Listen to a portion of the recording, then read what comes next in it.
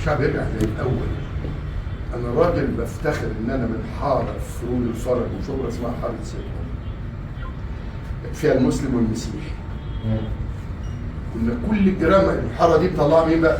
لواء شغل واسامه حاتم، ده طلعها لان الحاره المصريه دي معظمهم هم اللي جم بقى المهندسين والزهايره، طبقه متوسطه، وتربينا صح وتعلمنا ازاي نحترم المدرس. مش دلوقتي ايه نفض دماغنا وجعانه، ما فيش في الكلام ده اصلا خالص. وعشان كده اجيال ورا اجيال، انا يعني ناس دفعتي اللي كانوا معايا في المدرسه اكبر جراح في انجلترا هو مسيحي، تمام؟ ومش عارف كتير كتير كتير كتير. ليه؟ لان احنا اتعلمنا صح وتربينا صح، فطلعنا صح وحبينا البلد دي صح.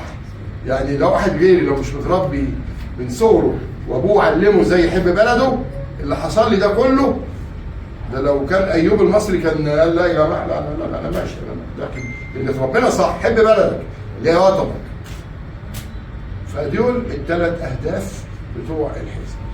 احنا هينزل على الصفحه، هينزل دلوقتي صيغه التوكيل.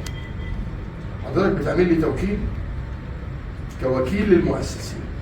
احنا خلصنا البرنامج في كل حاجه وخلصنا اللائحه الداخليه، بمجرد ما يجي العدد المطلوب، وانا متوقع يجي اكتر من المطلوب، لان هو مطلوب 5000، فانا بيخش على صفحتي 3-4 مليون. لازم يكون مصري، ولو خد جنسيه ثانيه يبقى قعد 5 سنين، ده شرط من الشروط. 10 محافظات على ما اتذكر، المفروض كل محافظه ما تقلش عن 300 توكيل.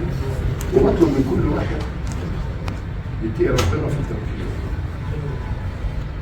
انت انا بقول هتبقى مسؤول عن التوكيل اللي هتبعته تاني.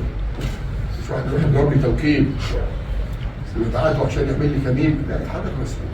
وقلت انا هو قدام الدنيا كلها. التوكيلات هتتبعت، هتنزل اولا على 41 احمد عرابي اللي هو دلوقتي ده المقر المؤقت للحزب، الدور اللي تحت والدور الاول 41 شارع احمد عرابي المهندسين. التوكيل هتشوفوا الصيغه، كل حضرتك هتعمله، هتروح تملى بيانات انا موجود عليها، هتملى بياناتك انك انت وكلت فلان الفلاني وكيل مؤسسين حزب الاخلاص، وهتلاقي مكتوب الثلاث اهداف: اخلاص لله، اخلاص للوطن، الاخلاص للشعب.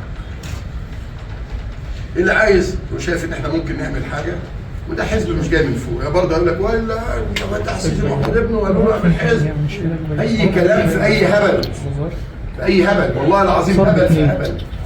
اصلا مش محتاج، ده مصر فيها 104 حزب تقريبا، لما اجي انا اعمل حزب عبد الفتاح السيسي اللي قايل لي على طول، خلاص هو اللي قايل لي وروح، ما فيش كلام ده يا ابني. وهم كلهم هيفاجئوا ان انا بعمل الحزب ده، كلهم هيفاجئوا. وبعدين اقوى الاحزاب اللي بتطلع من الشارع، مع احترامي لكل الاحزاب اللي صنعت، مع احترامي ليهم كلها، اتحاد اشتراكي، الاول اتحاد قومي، اتحاد اشتراكي، حزب مصر، مش كده كده برضه ماشي كده. وبعدين الحزب الاخير ده بتاع الحزب الوطني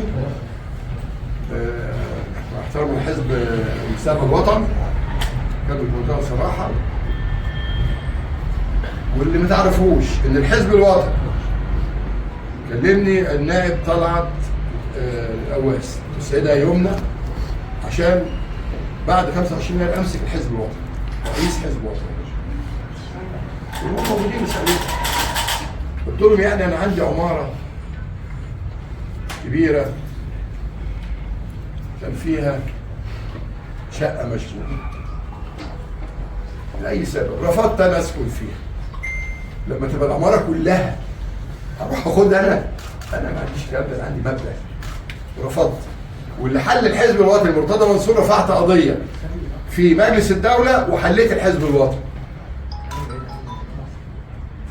فاي حد من شعب مصر، مسلم مسيحي، شاب كبير، سيده، فتاه، اهلاوي زملكاوي، من اسوان، من قنا، من الاقصر، من سوهاج، من اسيوط، من المنيا، من بني سويف، من الجيزه، اهلا بيكم اهلنا. طيب اي حد من مرسى مطروح، من السلوم، من حلايب، من شلاتين، اهلا بيكم. طيب اي حد من شمال سيناء، من جنوب سيناء، اهلا وسهلا. اي حد من القليوبيه، من الغربيه، انت طالع كده خش كده على كفر الشيخ، ومن كفر الشيخ للشرقيه، ومن الشرقيه لدمياط، من دمياط لاسكندريه، من بورسعيد، من الاسماعيليه، من السويس، اهلا وسهلا.